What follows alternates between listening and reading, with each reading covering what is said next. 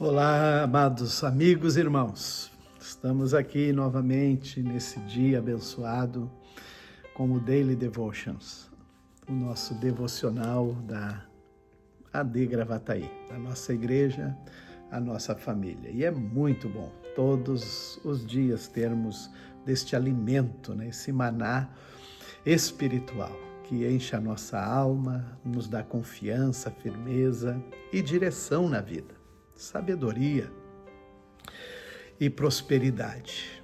Se nós cumprirmos a palavra de Deus, se nós andarmos pela palavra de Deus, praticar a palavra de Deus, nós vimos os princípios que levam o ser humano, a pessoa que teme ao Senhor, ela ser bem-sucedida, próspera e abençoada. É andar na palavra do Senhor. Bem, nós estamos na narrativa bíblica do primeiro livro de Samuel, hoje os capítulos 18 e 19. E é muito agora importante perceber como que as coisas estão acontecendo na vida de Davi, que passa agora a fazer parte central do cenário de um movimento de Deus, para conduzi-lo aonde o Senhor queria que ele estivesse, que era no trono, na direção do reino de Israel.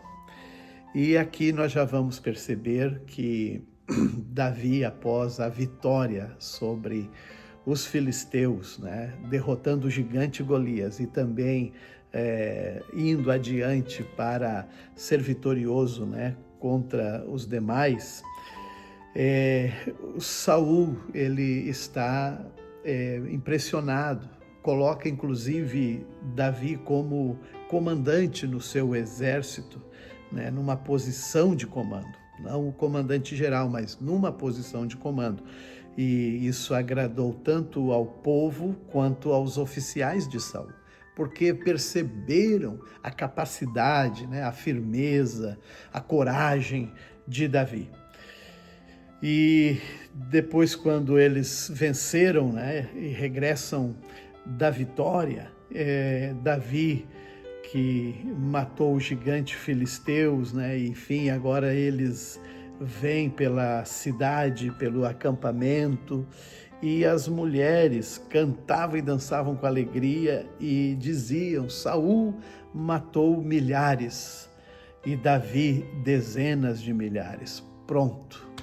Ali entrou uma semente das mais terríveis num ser humano, que tem provocado, muitas coisas amargas, e é triste quem vive com isso.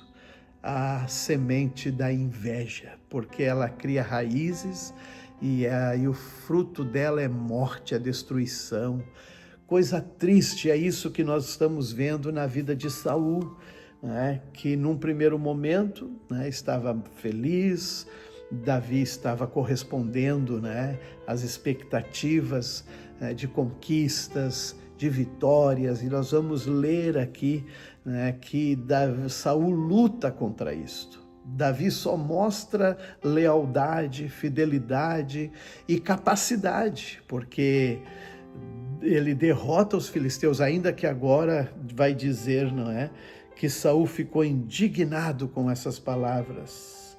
Então ele diz assim: atribui a Davi dezenas de milhares e a mim apenas milhares, só falta o declararem rei. Olha, a preocupação pelo poder, Mas daquele momento em diante, Saul começou a olhar Davi com suspeita.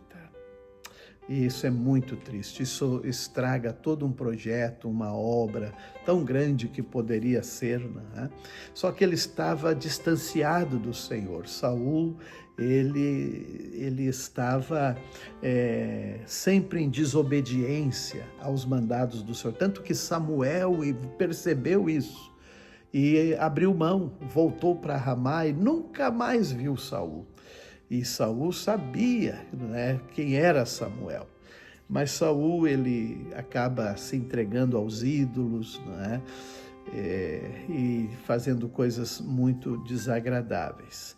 Davi, aqui, ele agora está sofrendo dentro da própria casa de Saul, porque ele se torna genro de Saul, né, se tornando esposo, né, de Mical.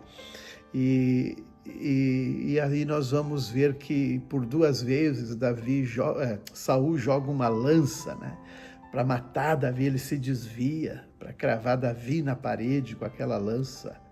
E depois ele busca estratégias, mandar Davi para frente da batalha contra os filisteus, para ver se ele morresse naquelas batalhas.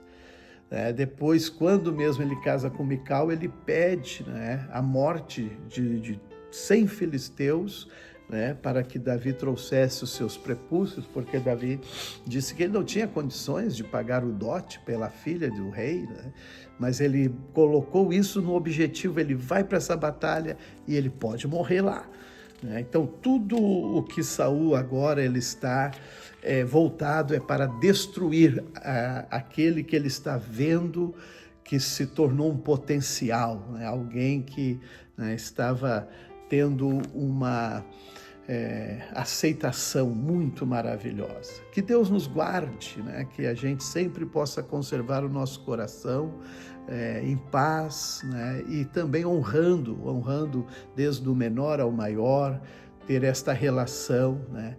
E que a inveja jamais possa ter entrada nos nossos corações.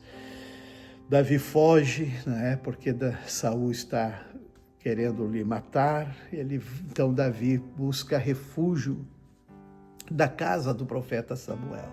E que refúgio bom, que encontro maravilhoso deve ter sido.